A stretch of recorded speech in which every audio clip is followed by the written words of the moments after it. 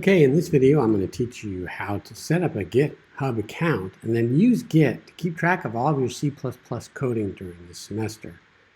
There will be 2 check-ins during the semester where I will check to make sure you are putting your code in Git, and you will be graded on those and it will count towards your exercise grade. To get started, you want to go to github.com and click on the Sign Up button in the top right corner. Next, you want to enter your email and click on Continue. Then you want to enter your password and hit Continue. And then enter a username and hit Continue.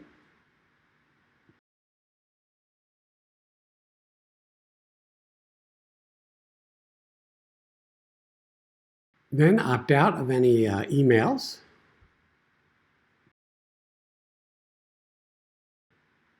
And then you want to prove that you're not a robot.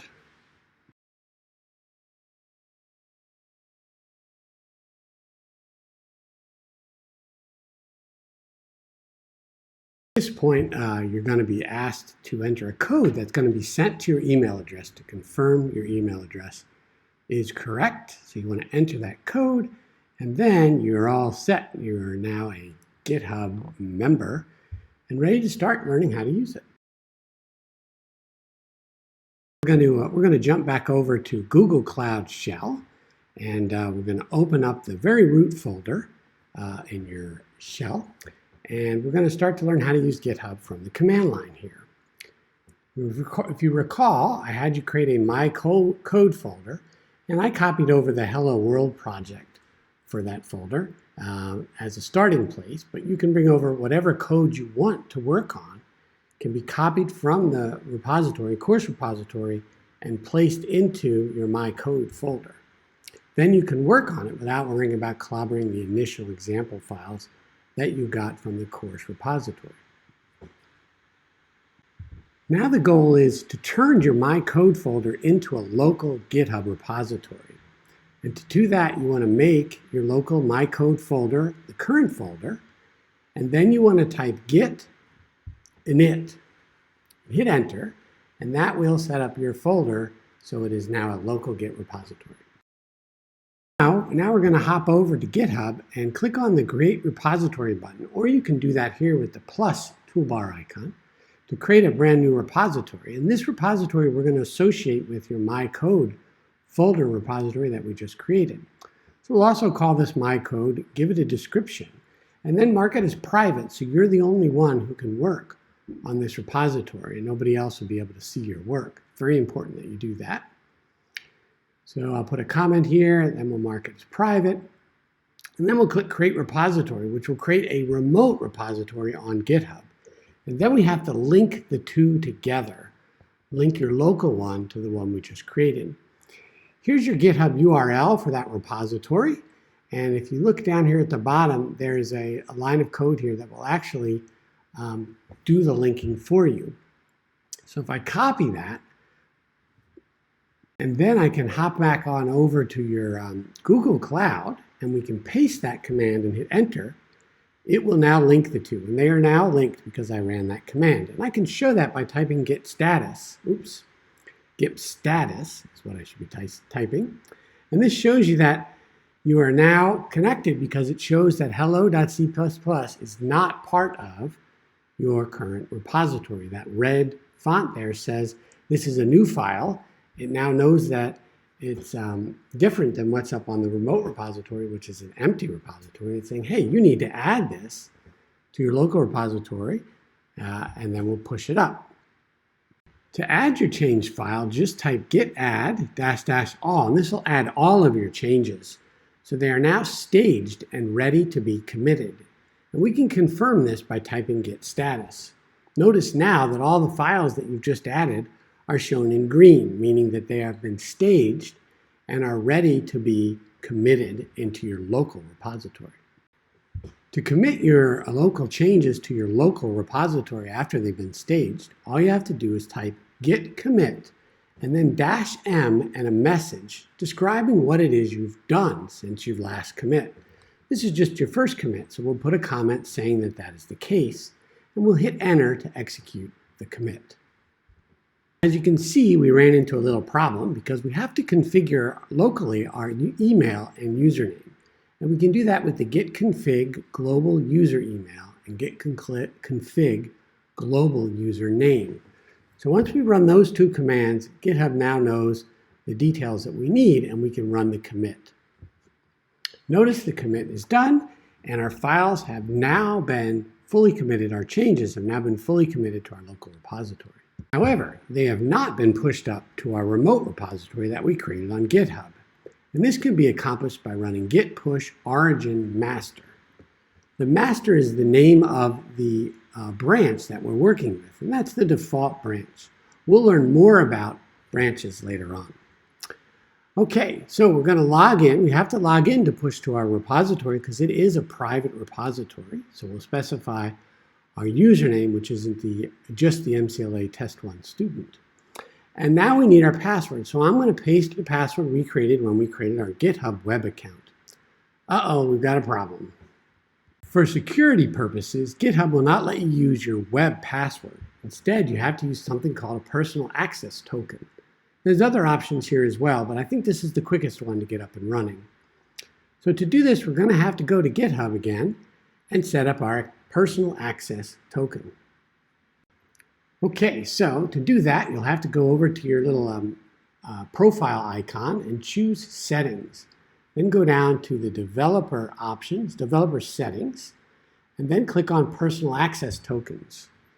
Finally, click on Generate New Token to create your personal access token. You specify a node of what the token is for here, and you can also set it to expire. Now, if this was an account that had some serious stuff in it, you'd want to put an expiration date.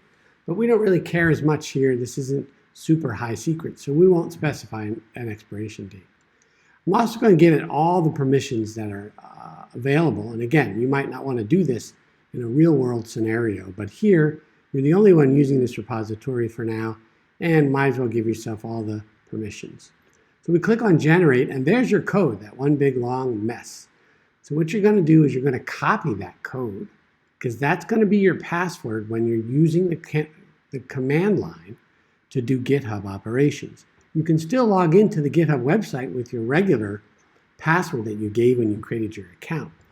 But this token has to be used when you're committing things, pushing things up, or doing anything that requires authentication inside the terminal from Cloud Shell. Okay, so this isn't something that I'm going to naturally be able to memorize. So instead, I'm going to create a new file here on my Cloud Shell to store this password, this token, user access token. I'm going to call it PAC. And I'm going to put that in my root folder. It looks like I accidentally put it in the Hello C++ folder. Put it up at the root level, and then I'm going to paste my code into that file, my access token into that file. And that will allow me to always have it when I need it from the console. This isn't the most secure thing in the world, but again, we don't need to be super secure here. This is plenty enough security, given that this is just for a class homework. All right, now that we finally have that token, we can try and do the push again using our new personal access token. So we'll enter our username, and again, we will then paste our token. I still have that in the clipboard, so I'll paste it. And it worked. Look at that. It specifies what happened. We pushed our code up to the master on the remote, which means that everything here on my local machine should now match what's on my GitHub repository. So let's jump back on over to GitHub, and we'll find our way back up to our repository. See, go to our little icon here and choose your repositories. And there we are. There's our repository. Let's click on that. And then inside this folder, look at that. Everything's up on GitHub. You now have a remote copy of all of your source code. So if your hard drive blows up tomorrow, you still have all of your code. But even more exciting, it will also save all of the changes you make every version. So every time you make a change locally on Cloud Shell that you're comfortable with, you should check your status, add it, commit it, and then push it up to the remote repository. That way you always have a version, and you can always go back to previous versions if you need to. Imagine that you had your code working and you want to make one last change, and then you break it. You can revert back to the previous version. So you can always go back to one that you know is working. This is one of the big advantages of version control, being able to have remote copies and be able to navigate through a variety of versions if you ever need to go back to one that you know is working. Another big advantage that we won't be taking advantage of in this class is the ability to work on teams with a large number of people who are developing different parts of the source code, but they're all eventually committing it back to the same source code repository in GitHub. This makes it very easy to manage a single set of source when multiple people are working on it. You'll get a chance to do this when you're in your senior software engineering course, where you will work in a team and use GitHub to manage your source code. But in this class, your main two advantages are going to be a remote backup and the ability to go back to early versions if you break your program and want to go back. Okay, now that we've got it up on GitHub, let's jump over back to our Cloud Shell and let's make a change and see how you would commit your change after you make it. What we're going to do is I'm going to open up the Hello World file, the CPP file, and I'll make a quick change to the code. In this case, let's just change the hello message and brag a little bit about how we're excited about Git and GitHub. So we'll make that change and save it, and then let's make the program to see if it compiles and runs. Looks like I'm in the wrong folder. Let's change into the Hello C++ folder and then run make. And it ran, and you can see there's our new message. So I'm really excited with this new change, and I want to create a version so that I can go back to it if I need to. So I'm going to do git status, and you can see what's changed, the CPP and the compiled data. I'm going to do a git add -- all to add those files, and now you can see they're ready for staging. And then finally, I'm going to commit them with a new message, just saying what it is I've done for this commit. Now I'm all set. Now I want to push it up to the remote, so I'll call push origin master, enter my username, and then I'm going to need my personal access token after I do this. So we will go off to the file that we created and copy that, paste it into our password field. And we did a add, commit, and push. So that change has now been recorded locally and pushed up to the remote repository as another commit, which we can then go back and forward. We can go back to the previous version or go back to this version as needed. And there's a backup created remotely on GitHub. All right, let's jump back over to GitHub, and sure enough, you can see there's our new message with our new commit. And if I click on the file, I can see the code change that I made, all safely stored with that commit right there on GitHub. And we can even look at the history for that file, and you can see that there have been 2 commits made. And if I click, I can even see a detailed representation in color showing me exactly what I changed from one version to the next. This allows you to get detailed record of all of the changes that you make across your versions and go back and forth between them as you need to. Now, you only get that benefit if you commit and push regularly. So, whenever you make changes that compile and run and you're happy with them, do a commit and a push. And then when you make some more changes, do a commit and a push. If you don't do commits, then you're not saving these little points in time that you may want to go back to it sometime. Okay, so what do you do now? Well, from this point forward, you're going to be using GitHub to keep track of all the code you write. And your process will be anytime you need to write some new code, to create a new folder underneath your My Code folder. Maybe you're doing that by copying something from the course repository, or maybe you're starting from scratch. But put a new folder in your My Code folder, and then start programming. As you program, be sure to do the process of git add, git commit, and git push, so that your remote repository is constantly updated as you write your code. You're going to do this all the time throughout the rest of the semester for your assignments, exercises, and exams. Twice during the semester, I will go And you will be required on a certain date, and this is located in Canvas's modules. On a certain date, you'll have to paste in your repository URL that you get from GitHub, the HTTP GitHub / blah, blah, blah. You're going to paste that into a Dropbox in Canvas, and then I'm going to go out and look at your repository and make sure that you've been keeping it up to date. And this will happen twice, and you'll see it on the calendar, you'll see it in the modules, and I'll remind you when it's coming up. And you'll be graded on this, and it'll count as your regular exercise grade, a regular exercise.